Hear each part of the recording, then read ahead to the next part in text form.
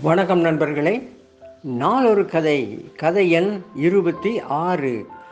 இன்று உங்கள் குழந்தைகளுக்காக 2 குட்டி கதைகள். ஞாயிறாயிற்றே என்று அவர்களை பக்கத்தில் அமர்த்து இதை கேட்க வையுங்கள்.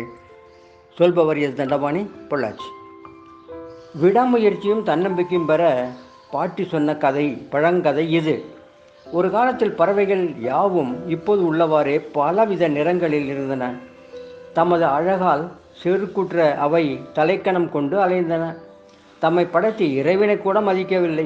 இதை கண்ட ஈசன் அவை அனைத்தையும் கருப்பு நிறமாக மாற்ற கடவது என்று சாபமிட்டு விட்டார். இதனால் மொத்த பறவை இனமும் கருப்பாக மாறிவிட்டன. அவற்றின் செருக்கு அப்போதே ஒழிந்தது. அவை ஒன்று கூடி யோசித்து ஒன்றாக ஈசனை சந்தித்து முறையிட்டன. தம் செயலுக்கு வருந்தி மன்னிப்பும் கேட்டன. தமக்கு பழையபடியே நிறங்களை வழங்கிடுமாறு மன்றாடின. ஈசன் அவற்றை கண்டு கொள்ளவில்லை. சில கால இடைவெளிக்கு பிறகு அவை மீண்டும் ஈசனை நாடி கதறின. ஈசனின் கருணை அப்போதும் அவற்றிற்கு கிடைக்கவில்லை. இன்னும் சில காலம் கழித்து மறுபடியும் ஈசனிடம் முறையிட முடிவெடுத்தன. எல்லா பறவை இனமும் ஆஜர். ஆனால் காகம் மட்டும் வரவில்லை. அதை அழைத்து பறவைகள் கேட்க, அடப்போங்கப்பா, எனக்கு நம்பிக்கை இல்லை, நேரத்தை ஏன் வீணாக்குகிறீர்கள், எதுவும் நடக்கப் போவதில்லை, நாங்கள் வரமாட்டோம், நீங்கள் சென்று மூக்குடைந்து வாருங்கள் என்று கூறி பறந்துவிட்டன. நீண்ட இடைவெளிக்கு பின் தம்முள் வந்து புலம்பிய பறவைகளை கண்ட ஈசன் மனமிறங்கி பழையபடி வண்ணங்களை அவற்றிற்கு வழங்கி ஆசி கூறினார். கொக்கு வெள்ளையாகவும், பருந்து பிரவுன் நிறமாகவும், மயில் பல நிறங்களை உடையதாகவும், கிளி பச்சையாகவும், இப்படி பறவைகள் பல நிறங்களை அடைந்து ஆனந்தித்தன. நம்பிக்கையும் விடாமுயற்சியும் இல்லாத காக்கை மட்டும் இன்னும் கருமை நிறத்திலேயே இருந்து விடுகிறது.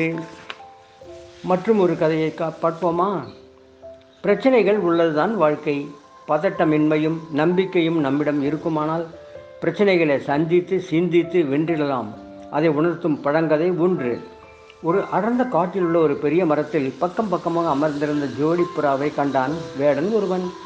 அவற்றை வீழ்த்து அவனது வில்லில் அம்பை ஏற்றினான். அதை கண்ட பெண் புறா பதற்றமடைந்து ஆண் புறாவிடம், பறந்து விடலாம் வாருங்கள் என்று கூறியது. அருமை மனையாளே, பதறாதே, மேலே பார், நம்மை இரையாக்கி கொள்ள பருந்து ஒன்று வட்டமிட்டு கொண்டிருக்கிறது. நாம் இங்கிருந்து வெளியேறினால் அதற்கு இரையாவோம். எனவே இலைகளில் மறைந்து கொள்வோம் என்று புறா கூறியவாறு இலைகளின் பின்னால் மறைந்து கொண்ட அவை வேடன் கண்களுக்கு கிடைக்கவில்லை. மறைந்து கொண்ட அவற்றை தேடியவாறு வேடன் சிறிது சிறிதாக நகர்ந்த அவன் அருகில் இருந்த பாம்பு புற்றை கவனிக்கவில்லை. அதன் மீது காலை வைத்த அடுத்த கணம் பாம்பு ஒன்று அவனது காலை கொத்தியது. வேடன் வழிதாங்காமல் நிலை தடுமாறினான். அதனால் குறி தவறிய அம்பு வில்லிலிருந்து புறப்பட்டு மேலே சுற்றி கொண்டிருந்த பருந்தை தாக்கியது. அம்புப்பட்ட பருந்து கீழே விழுந்து மாய்ந்தது. அதே சமயம் பாம்பு கடிபட்ட வேடனும் விஷமேறி இறந்து விழுந்தான். புறாக்களின் எதிரிகளான பருந்தும் வேடனும் ஒரே சமயத்தில் இறந்ததால் உயிர் தப்பிய புறாக்கள் கவலையின்றி பறந்தன.